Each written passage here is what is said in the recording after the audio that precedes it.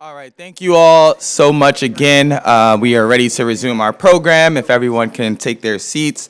So how many people here have heard of a fireside chat? I'm sure it's very familiar. So we're going to have a waterside chat this afternoon with a very special guest. This conversation really is the backdrop for our summit and the coalition's programming all year. We have been focused on making the connection between the public health of our city and our city's waterfronts and how the open spaces along our waterfront should be used and developed in ways that both make it more accessible and contribute to the health and wellness of our communities.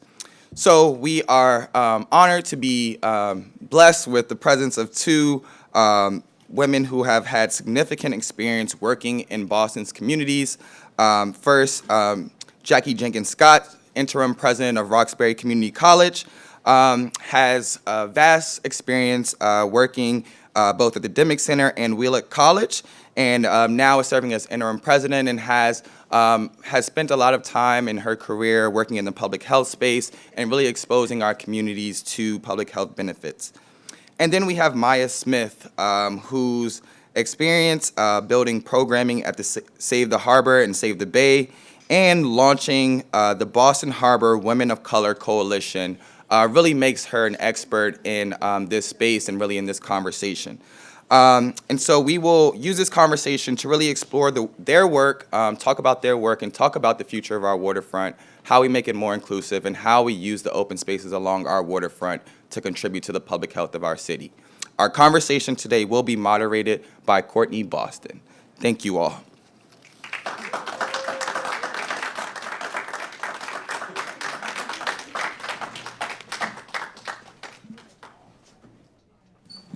Good afternoon, everyone. Good afternoon, everyone. You just had the pastors on the last one, so I know they might have got you a little bit, good afternoon.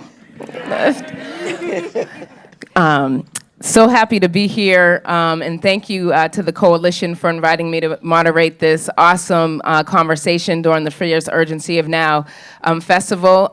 We have a little girl power, woman power going on the stage this afternoon, and Dr. Jenkins and Maya, looking forward to this conversation and just wanting to start the last couple of panels that we had today were speaking about inclusivity on the waterfront and resilience, and this public health conversation is threaded all through that when we look at it, when we talk about impact. So just wanted to, for those that might not know the work and the spaces that you guys are coming from, I wanted to found this conversation just in what your expertise is, and so as we circle back the conversation that folks understand, the breadth and depth of, the work that you two women have been doing. So Dr. Jenkins, if you would like to start just talking a little bit about what has brought you here to be able to be in this public health conversation, and I love your history and the importance of this conversation today. Thank you.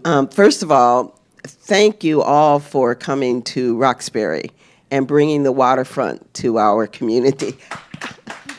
We are, it's so important that you're doing this here in this community. So I just want to start by saying thank you. And then I want to say thank you for coming to Roxbury Community College. This institution is grounded in this community. Its history and its legacy is all about social justice, and it's all about fighting for what's right for communities, so that you have the vision and the wisdom to not stay down on the waterfront, but bring the waterfront here is great. So I just want to start by saying thank you for that. We were talking just outside, and this will kind of kick off the conversation, hopefully. I was down on the waterfront a few weeks ago. My daughter lives in Atlanta, and she came up for Labor Day weekend, and it was Labor Day weekend, and she hadn't been down on the waterfront. So, those of you who've been to Atlanta, Atlanta's land-bound. It has no water, which is why I could never live in Atlanta. I love it, but it has no water. The water is cleansing, the water is rejuvenating, the water is refreshing, the water is healthy, and having access to the water has made a huge difference in my life. So I said, let's go down to the waterfront and walk. And we took about a 45-minute walk, and we ended up at the ICA. But what I want to say to you is I think I saw maybe 2 black people, maybe 3. And I said, something's wrong with this picture. Water is so important to healthy mind, healthy body, healthy spirit. Why aren't more of us down here? So we have with us someone who's helping to change that. So I just wanted to kick that off as we begin our conversation. Yep. For us always to be asking, how do we expand access to everybody? And I know that's what this whole conference, this whole conversation is about today. And you're going to make that real. And I love the fact, I see a few gray hairs in the audience, but I see a lot more beautiful young hairs in the audience. And that's my hope. That is what I know can happen in this city, because it's you. You're sitting here. You're going to make these changes. You're going to see our community be reflective in every single part of this city. So how did I get here? And also I want to say thank you for bringing public health into this conversation. I spent 21 years of my life at Dimmitt Community Health Center, and before that a number of years at the Roxbury Court Clinic. And it was probably, for my professional life, the most exciting part of my life, and something that I'm most proud of. But what we have continuously learned over years, and the sad part is I spent those years, many years ago, the numbers haven't changed for our community. You know, that's the work we have to continue to do. Whether you're talking about infant mortality, whether you're talking about stress, whether you're talking about violence, every public health issue continues to be disproportionately impacting people of color, and particularly black people. So we have our work to do, and we can talk about strategies to make those changes. Let's set a goal. 5 years from now, 2 years from now, 1 year from now, any of us can walk down on the waterfront and you would not say what I just started this conversation off saying.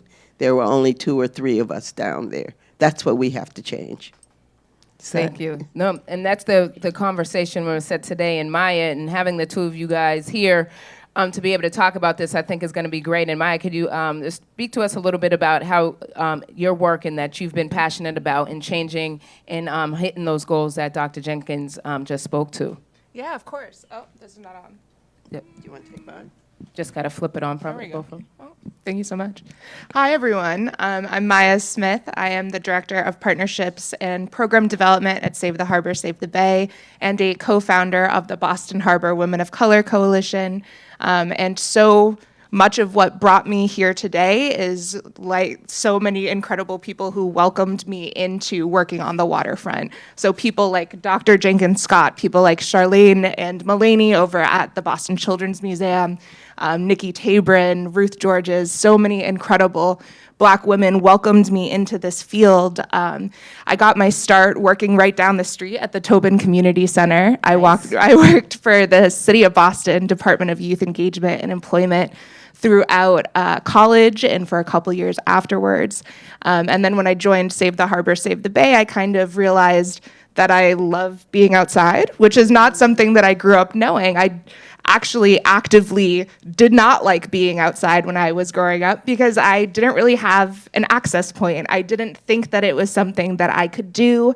It didn't seem like something for people who didn't actively play 3 sports to do, to be outside, or people who didn't have wealth to be outside. So I am so excited that through my experience at Save the Harbor, I've been able to discover that I really enjoy it, and it has brought me so many of the mental health benefits that we're talking about today. So I'm excited to dive into that. And then the women who welcomed me into these spaces are also some of the folks that I was able to start the Boston Harbor Women of Color Coalition with. And I see some of our members here today. Hey, girls. Hey. Gotta always say hi. So I was able to co-found the Boston Harbor Women of Color Coalition last year, 2021. This is our second year. We now have a website and social, so at BHWOCC Yes. on all platforms. Please support us. And if there are any women of color in the crowd who work to get people out in blue and green spaces and would like to join us, please reach out. But yeah, so we have started the coalition, and we're on our second year. We are a group of people who identify as women of color, who work in our communities to get people out in green and blue spaces and on and for Boston Harbor. And through that work, I have the privilege of being able to support the women who are doing this work, the women who are working tirelessly to get communities of color out on the harbor and to bring equity and inclusion to our waterfront.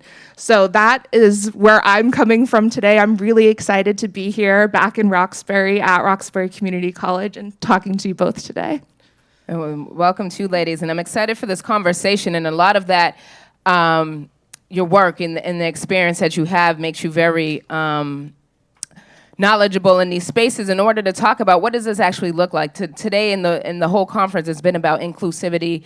What does it look like for a resilient and inclusive waterfront space, and the importance of public health to that? Like, why all this talk about ecosystems and how are we changing the environment, and the importance of folks realizing. And when we talk about communities of color, and Maya, I'll be interested to hear from you in a few on that, on what are you doing to bring people, as you said, to these experiences? Because yes, I think we do grow up thinking, if we're not swimming, if we're not sailing, like what does it mean to be on the waterfront? And being in this state in New England, where water is such a big part of our existence. But Dr. Jenkins, you talked about the number of folks you just saw on the waterfront still to this day, but the health impacts where we're centering our conversation.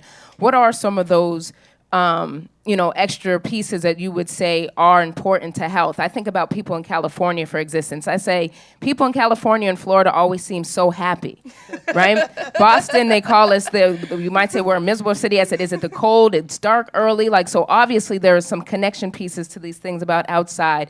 And in your work, what are some of those things that you would see that you could speak to that that they say impact our health, that are important for our communities, especially when we think about our communities? So, Boston, the beauty of Boston is we're an old city. That's also a challenge of Boston. And when I worked at DEMIC, around us, and I think this is a statistic that is still true today, highest rates of asthma were in our communities because we had these old buildings. So the outdoors we shouldn't let the cold be a deterrent to what we can do outdoors. Walking and biking, I've become a walker, so I try to get 4 miles in a day. Our kids you don't have to be rich to enjoy the water. You can start at UMass and just walk straight down to downtown Boston, and it is absolutely beautiful experience, and it helps our mental health and all of those things. So every single health issue, public health issue that we're concerned with can be impacted by being outdoors and enjoying the outdoors. So when you were talking about swimming, and it's just beautiful seeing these young women now, Black women excelling in swimming in the Olympics. As Black girls, we grew up, you didn't get in the water. Nope. We couldn't get in the water because we get our hair. Yeah. We had to get the hair pressed. So part of it is education. Yep. where are we educating? How are we educating our kids? And helping our moms and our dads and our aunts and our aunties and our uncles understand it's good to be outdoors. And that's a huge challenge for us. When people talk about the South, it's warm, so they have to be outdoors, especially in poorer communities where the air conditioning isn't as good and so on. So they have that benefit, but I'm not sure they've connected the benefit of being outdoors to the health benefits, to the mental health benefits, to just our state of mind, just how we feel about ourselves. So I think the biggest issue, or one of the biggest issues for us, is the work you're doing around education and helping us to make the connection between health, wellness, spiritual wellness, mental, emotional wellness to nature. And that's a lot of work that we have to do. And you're doing it, so thank you. And Maya, to that, because I think about all those things you just said, Dr. Jenkins and Jackie. Well, my parents would kill me if they knew I was up here and I was speaking to you and not affirming that in your home as president. So thank you, Jackie. So you know what, the students call me President Jackie. President, well, President Jackie, thank you. But when you think about all those things that are kind of systemic in a sense, or even being outside between the weather, but even I think about, you just talked about like asthma and higher rates of asthma. I never understood how important central air was until I became an adult. In my apartment in Roxbury is hot as heck in the summer and even colder in the winter, but I don't have central air. But being an asthmatic, my parents, when I was younger, were able to afford, though, to put that AC system in. Or if I was outside, though, I played sports, I was able to do things socioeconomically to be able to make sure that I had the things I needed to have. And so we go back to that health, like, do I have good health insurance? Can I have my asthma pump? And things of that nature. And so if we have Black and brown folks that are concerned, you see kids talking, oh, I'm not going to let you play outside or go swimming because I don't want you to run in your asthma to act up. Or sit down because because your asthma is going to act up, or because we're not going swimming. So Maya, in the work that you've been doing, how have you, in whether it's the coalition of women that you brought together, or even in the Save Our Harbors, what is some of that grassroots work, or how have you guys gone about in making sure you're tapping in to educate folks around, hey, let's get outside? Yeah, so something that we actually started this year, so I am the director of our Better Beaches grant program, where we work with the Department of Conservation and Recreation to give out funds to organizations, creatives, individuals, to do free events on our public beaches from Nahant down to Nantasket. And this year, during the winter, we spent a lot of time doing intentional outreach to the community and doing a participatory budgeting process. So we actually reserved a portion of the funds for the community to have complete control over how it was spent. Nice. Yeah, so we spent a couple of months going to schools, community centers, senior centers, wherever folks gather, and having the conversation, hey, what is your dream event? If you could, what would it take to make you go down to the water, essentially? Beyonce. Yes, exactly. And we got a lot of that. We got a lot of, I need jet skis, I need Beyonce, but then we had some people give us some things that we could really work on. So this year we were able to have 5 different events that were asked for specifically by the community, and it was clear that there was an investment there. And the people who submitted the ideas got to be brought along for the process, and we found that going and giving the direct decision-making power and giving the funds to the community was very impactful. And it took a while for people to really understand that we were serious, because of course it just feels like a fantasy or like a game or a magic wand. If I say, if you could have anything, what do you want? It took a while to really get people to say, like, hey, I'm being serious. There's money here, and I need you to tell me what you want. So I think that giving that level of decision-making power to the community, and of course, we focused on the neighborhoods that are not directly along the waterfront. We focused on neighborhoods that are predominantly people of color, predominantly immigrants, and folks who do not have, who have access barriers to the harbor. So that's one of the things that we were able to do this year. That is so important, what you just said, having people be a part of the decision making, because you and I, I can say, well, walking is important, but it may not be what's going to turn someone else on. So what you just said is really critical, and I love the fact that you've done it. Now the challenge will be to continue to do that. Exactly. So that 3 years from now or 4 years from now, because it'll build over time, and you'll have a repository of ideas that came from people that are most impacted. Yes. And that's going to be incredibly important to changing the look that we just talked about. Exactly. So congratulations. I Thank love you. that.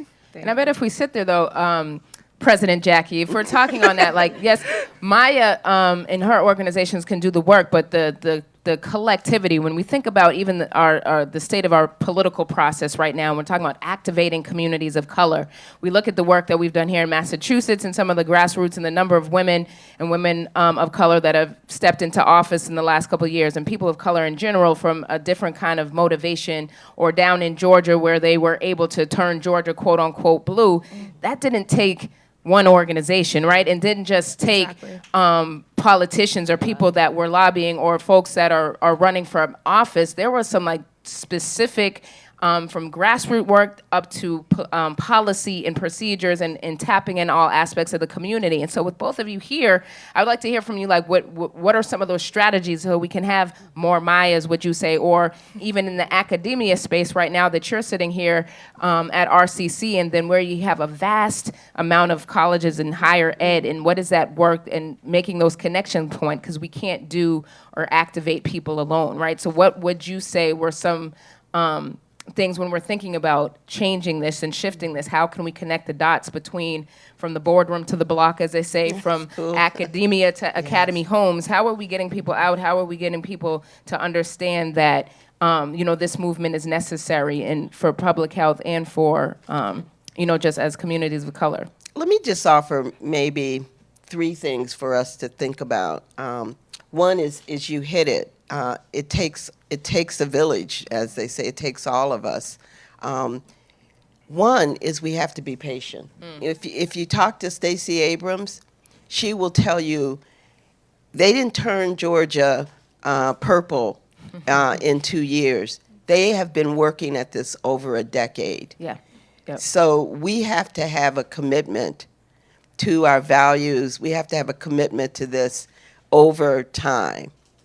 And that's why I threw out, what's our goal for next year? What's our goal for 3 years from now? If we want to change the look of the waterfront, we have to be committed to that over time. Second, the second thing I would just offer for us to think about is something that Maya talked about that she's doing. We've started a process. You changed a process. We've got to learn from that. We've got to grow from that. But we have to be consistent with it. So we can't just say we're going to let the people who are most impacted decide 1 year. Right. And then next year we're going back to our old way of funding. Or we're only going to fund the things that we funded last year, next year. So the second thing we have to do is whatever those values are that are most important to us, we're going to have to demonstrate them to the community, to the people most impacted over time. We can't just say we're going to do this once and then that's enough. The third is something that I love because I'm looking around this room. We have to build the next team that's coming up. Yeah. A lot of times what we say in our community is, well, people come and they go and then we don't replace them and blah, blah, blah, blah. We have a real opportunity to say we're looking out over the long run. So we're going to have Maya, but Maya's brilliant. She's going to have other opportunities, which she should have. Yep. But we want to make sure we have the next Maya. And that's all of our responsibility. to do that. So those are just 3 things that I would just throw out for us to think about and to consider as we have our conversations. And just one last thing is our allies have to understand what it means to be an ally and not take offense, not get feel guilty, not feel like anything, but understand what it means to be an ally. So this is a really mixed audience, which is great, because that's saying you understand allyship. You were willing to come to Roxbury. You were willing not to stay down at the waterfront. You were willing to say it's okay to have this conference in Roxbury.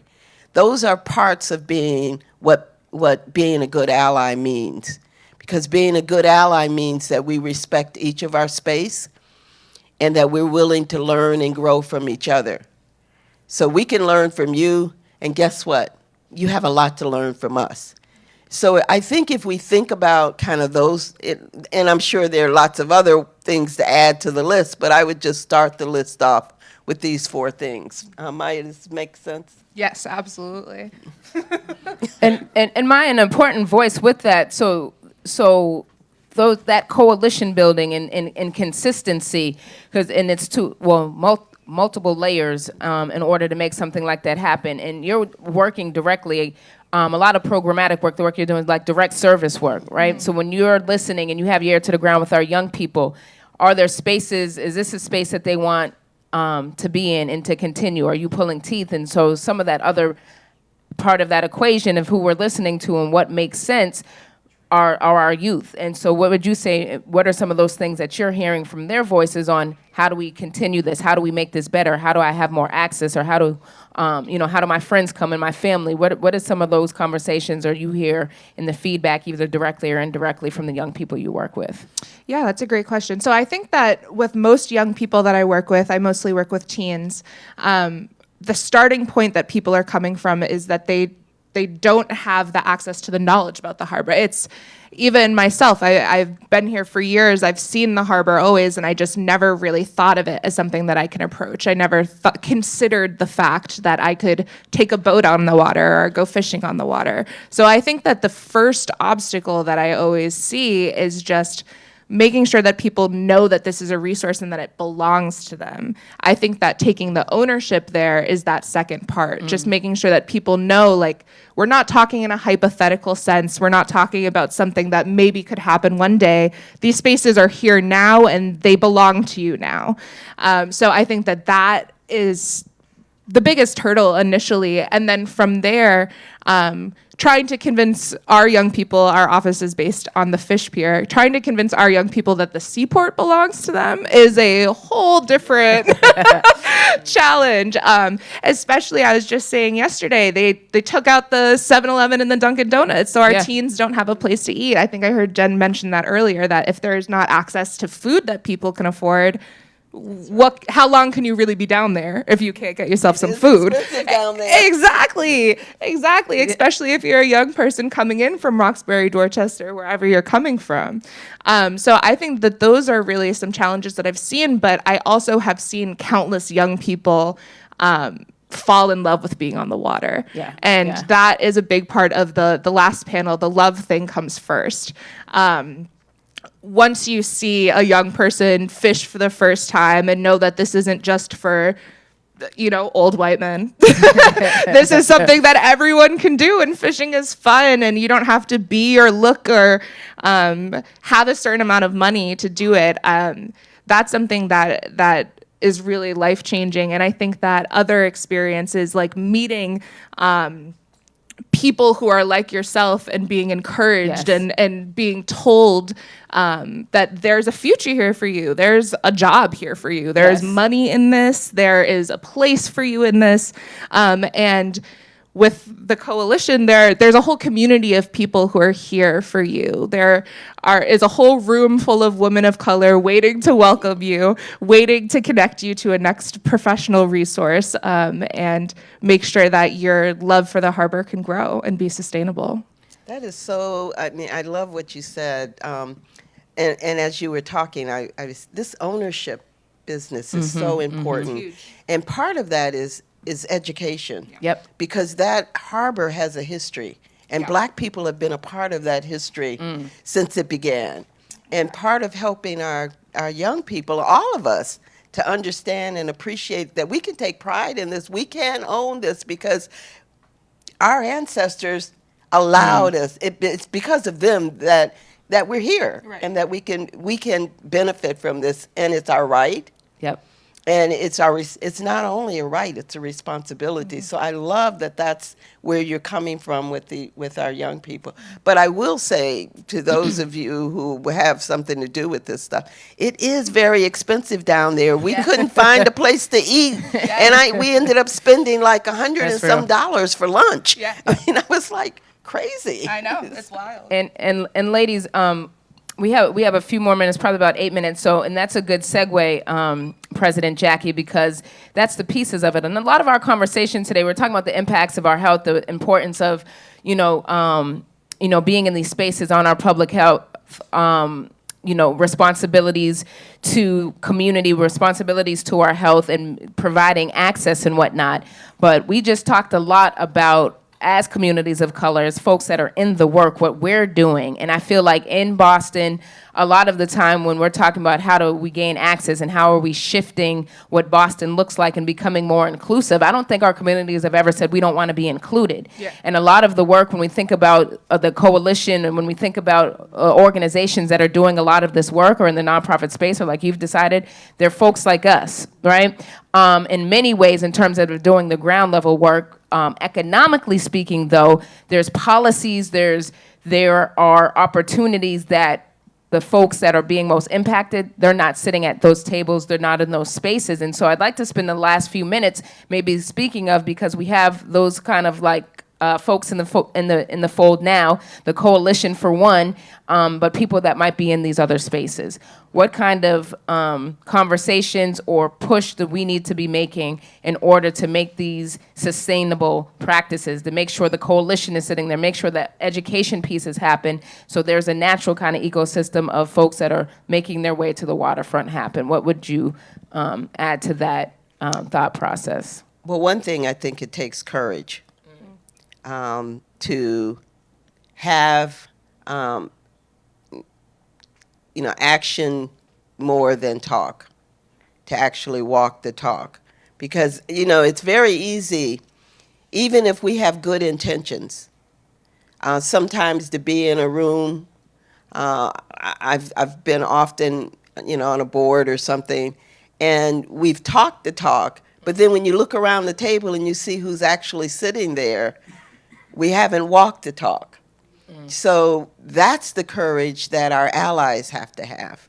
That's some of the responsibility of all of us who are privileged to sit in some of these tables or sit at some of these tables and be in some of these rooms. We have a responsibility too. So I look around the room and I'm the only African American in the room, and there are no other people of color at that table. I have a responsibility to speak up. And then I have to have allies who are going to support me. So it's that consciousness that I think we all have to bring with us. And it's not just the responsibility of the allies, it's the responsibility of us who have been privileged to have an opportunity. So I think that's one thing, and I would say that takes courage. And it takes a commitment to what we talked about before. That's this sustained inclusiveness, that, we're going to sustain this over time, because so much is fleeting in our society. The headlines last 1 day, 2 days, 3 days, and then you were on to the next issue. So who in the room will be sustained about the waterfront? Now, I'm looking at, where did Vivian go? She slipped away. Years and years went into changing the look of the waterfront. And we need to honor that and celebrate that, but we got to know that we're partway on the journey. We can't stop. We can't say, oh, well, we've done it, because unfortunately that's not where we're at in our society. And it is one step forward, two steps forward, and we're going to get hit. We know that. And we're going to end up having to fight back and push back, and we're seeing that right now. Yep. And we can either just, put our head in the sand, or we can get so demoralized and so depressed that we stop, or we can say, this is one step in the process, and we will continue the fight. So I think it's this sustained commitment on all of our parts. We can't be satisfied when we get one black person on the board. We can't be satisfied when we get one Latina on the board. Or one restaurant, or one- one business yes. down there, or a Yeah. week for, what is it, melanated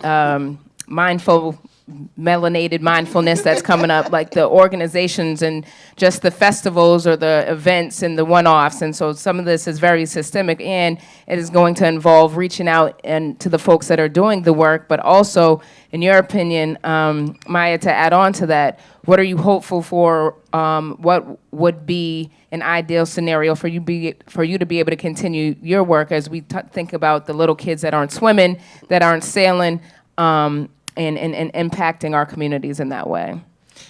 Yeah, so I would say, echoing a bit of what President Jackie says, it's a persistence game, it's a patience game, but I think that having people supporting you and cheering you on along the way is always helpful. Having spaces like this where we can all come together and kind of be rejuvenated in the fight and keep the marathon going are always helpful.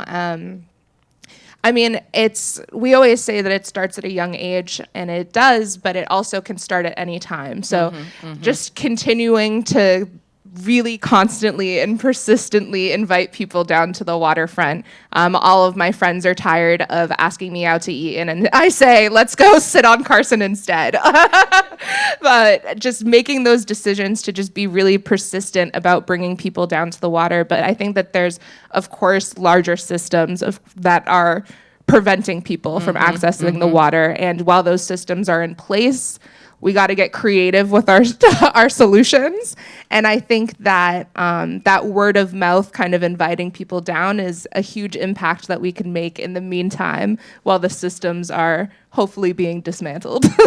No, very much so. And we're going to close on that note, and I think that's a good place to be. Like, we have to continue by bringing people and inviting people down as we're working on the education piece, and knowing that the long-term impacts of the work that we're doing in our eco spaces and our green and our blue spaces, and as much as that color is there, we're continuing to bring more diversity down to the waterfronts and in our communities. And a piece I want to end on, as we're in Roxbury Community College in educating our communities, for me, the education piece is key to this, because if we're going to impact health, or if we're going to change those things while we're waiting on systems, we have to continue to educate our communities, educate our young people. The earlier and earlier we're doing that. So with our relationships with our schools, with our Boston Public Schools, our urban public schools, our vast education and centers of higher education learning is important to this, right? Having the work of the coalition and other folks? Are we just speaking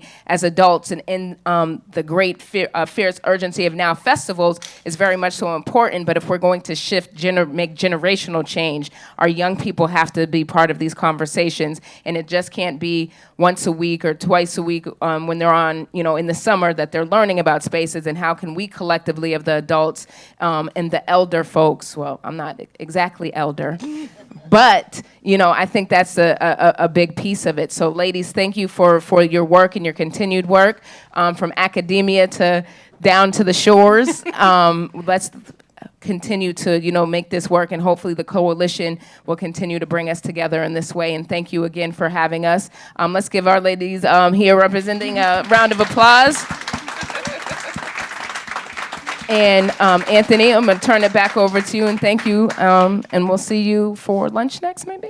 We're going to go into our closing program really quickly, but we will make sure to get you all fed very soon. Can we give it up one more time again for these panelists?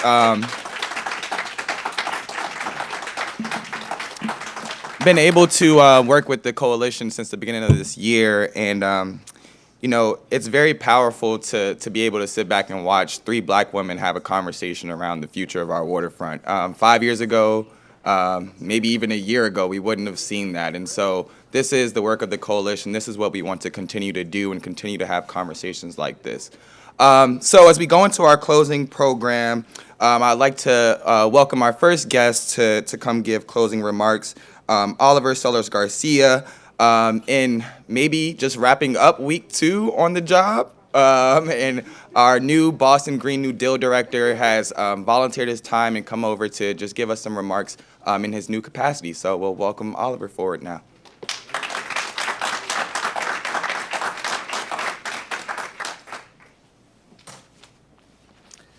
Hi, everyone.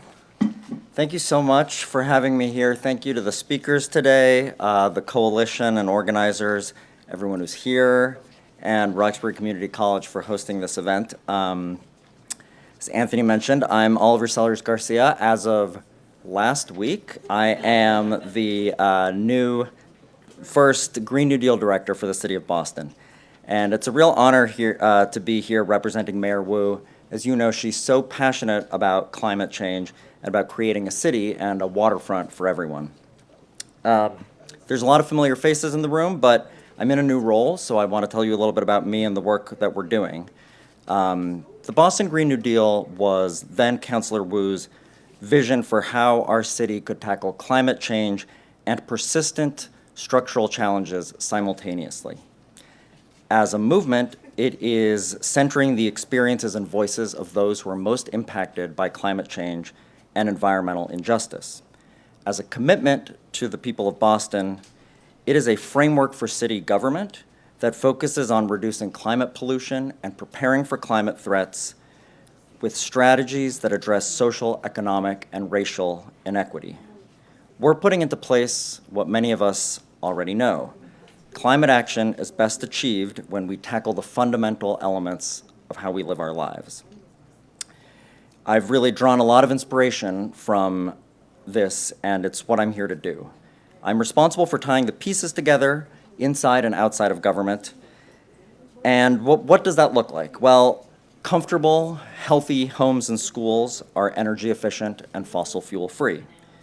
If we choose, we don't use a car because getting around Boston is faster and more predictable in other ways. And, of course, open space along the coast brings recreation opportunities, improves health, and also protects from flooding.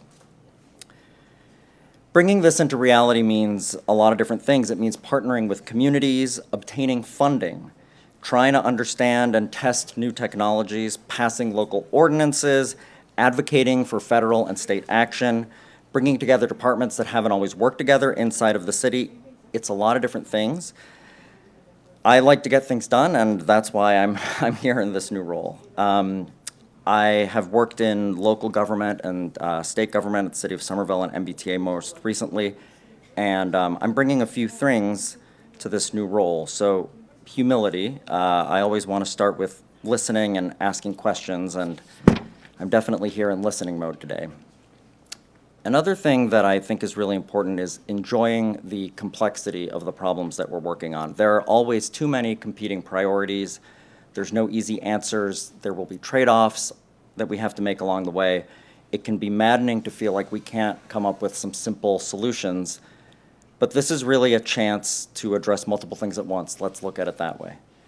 And partnerships. We do so much in local government. I'm a believer in local government, of course, but we can do so much more when we work together. This summit is such a wonderful example of existing partnerships and more in the making.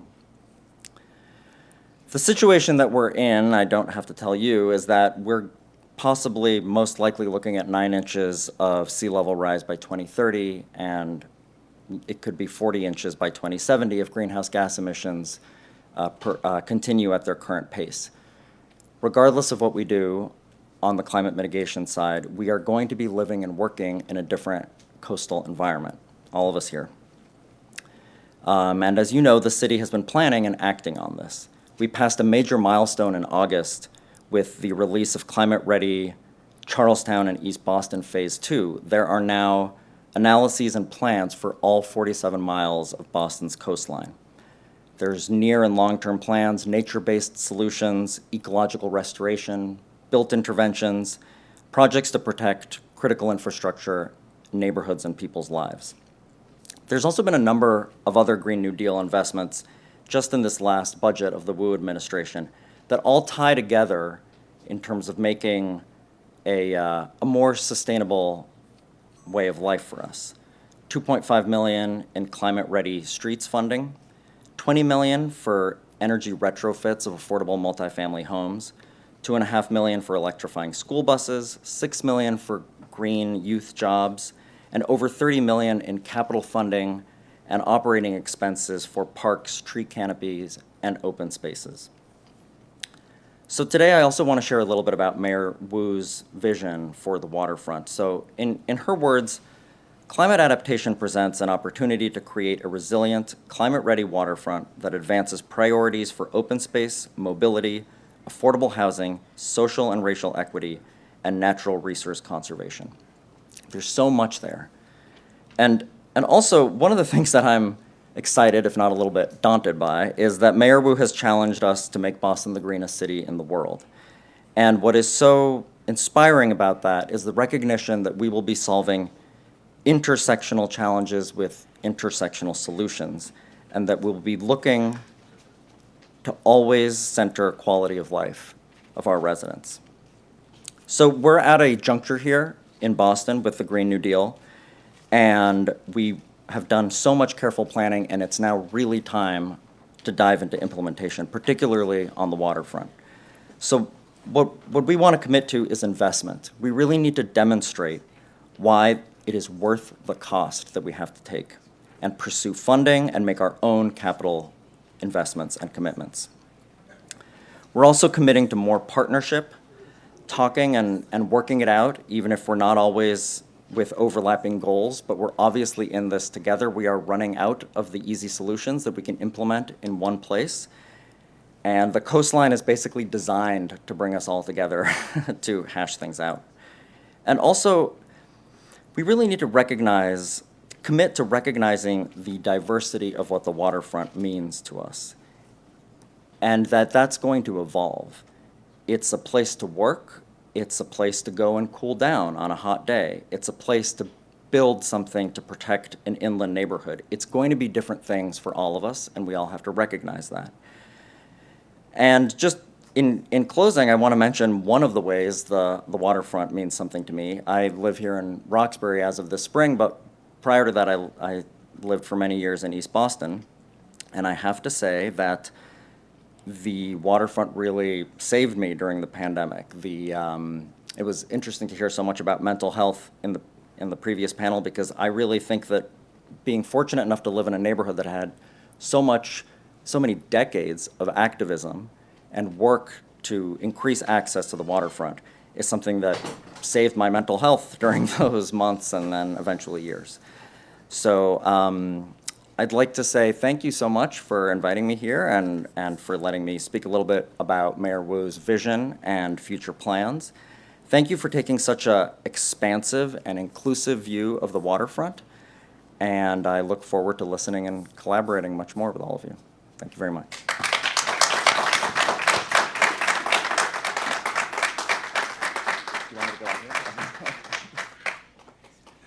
Can we give it up one more time again for Oliver Sellers-Garcia? Thank you so much, our new Boston City Green New Deal Director. So for our last remarks of the day, I'd like to turn it over to a friend, a sister in service, Representative Liz Miranda. How everyone doing? I feel like I just came out of a curtain like, hello.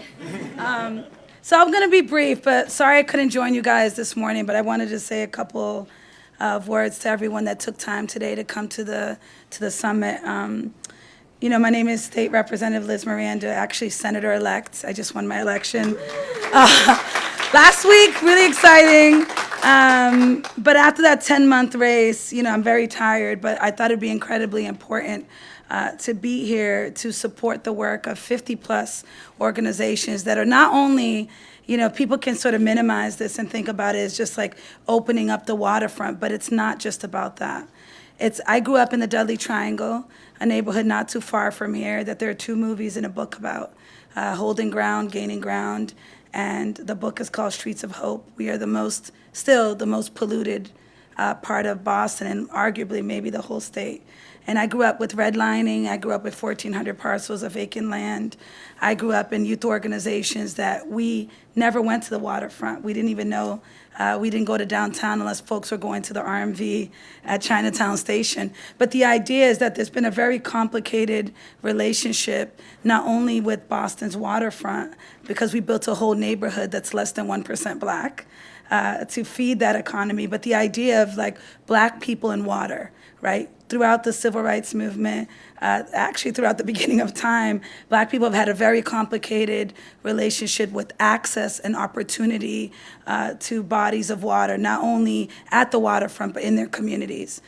Sadly, last year at the DCR beach, Carson Beach, a Cape Verdean young man who was my constituent drowned, and he was a good swimmer. But there were no signs in Cape Verdean Creole, although the community that surrounds South Boston largely is immigrant, speaks a different language. And so what I really came today here to say is I'm happy that we're doing this and bridging the gap between what is downtown and the waterfront, because it's not only about opening and being inclusive, but the idea of like that everyone should have access to the self-care and the opportunity to be around not only water, but the opportunity of open space. Not every kid that grows up in this city, particularly if they live in Mattapan and Hyde Park, which is in my new district, has access to great open space. I live near Mass and Cass, and I have always played and ran and done work inside the Prairie, which is Clifford Park. That does not look like Garvey Park in Dorchester. It does not look like the beautiful parks that have gone up around the Harbor Walk. And that's not okay, because everyone deserves that space. So I just want to say congratulations and thank you. I didn't get to meet my colleagues earlier, but Rep. Santiago and Rep. China Tyler, we all are members of the Black and Latino Caucus, and we are working not only for the city of Boston, but across gateway cities to ensure that every citizen of our great city and our Commonwealth has access to the type of space that they need to feel better. I heard the gentleman talking about it saved your life, right? It should be open to every Boston public school student. And, an interesting anecdote, I spent 10 years as a youth worker in the city. And right before I ran for office, I went to visit all our schools. And I went to the Cache, which is in the old Grover, Cleveland, and Dorchester, right across from Fields Corner Station. And if you know Fields Corner Station, it's only a few stops away from South Station. But I asked the room, had they ever been downtown? Have they ever taken have they ever been to the waterfront? And only one kid in the class had said that even though he was only 3 or 4 stops away from the downtown area and the waterfront, the new convention area, he didn't know anything about what the seaport was.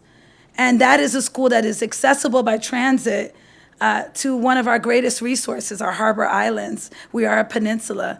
I didn't dare to ask if they had ever been to the Cape and Islands or anything that was any further, because I knew that if they, in 10 minutes, did not get to have access to what was readily available to every person in Boston, that let me know then in 2018 that we had a huge problem. So thank you for all the organizations. I know many of you, I'm not going to list them off, but I have been really affiliated with many of you because I work on environmental justice. It's an ode to the community that I grew up in, that I passed legislation at the State House that is centered on climate change, which is our biggest issue in the world, right? Saving the planet. But we can't save the planet without saving the hood first. And so that's something that I've been known to say a lot, that we have to care about our urban areas as much as we care about our outdoor open space in the city. So thank you all. If you'd like to stay in touch with me, I'll be here for the next 15, 20 minutes. But thank you all for being here today. And thank you to the Davis system and all the, I saw Conan Harrison Associates, who have been actually working for over a year in trying to make sure that we were inclusive in planning this summit. And I'll try to make it tomorrow too as well. Thank you. Bye-bye. I didn't read any of my, sorry, Rochelle. Rochelle's my staffer. I hardly ever read all the remarks that they make for me, but thank you and congratulations. All right. Thank you, Rep. Miranda, Senator-elect. Can we give it up one more time for her? All right, so that has been our Waterfront Summit, the first ever Waterfront Summit hosted by the Coalition for Resilient and Inclusive Waterfront. Just want to thank you all again for being here, for lending your time, posting on social media, and really just helping us drive this conversation. We really could not do this without everyone here. So we're going to break out into our Summit social and luncheon. There are meals that are ready now over in our food area. And we would love to have folks stick around, explore the tables that are out front, and also our social media area with our Step and Repeat banner. Please take photos, post those, and tag the coalition. And just two more announcements. One, we did find a phone. It's in the back of the room, so if you are missing your phone, we have it. And then two, as was mentioned by Rep. Miranda, we are having a Love Your Waterfront Day of Service tomorrow that we'd love to have everyone here come out and join a service event along your waterfront, closest waterfront to you. We have 4 events going on tomorrow. They're all on the board right outside of our door. So please visit, find an event, and come out and serve with us tomorrow. But thank you all again, and we will see you all soon.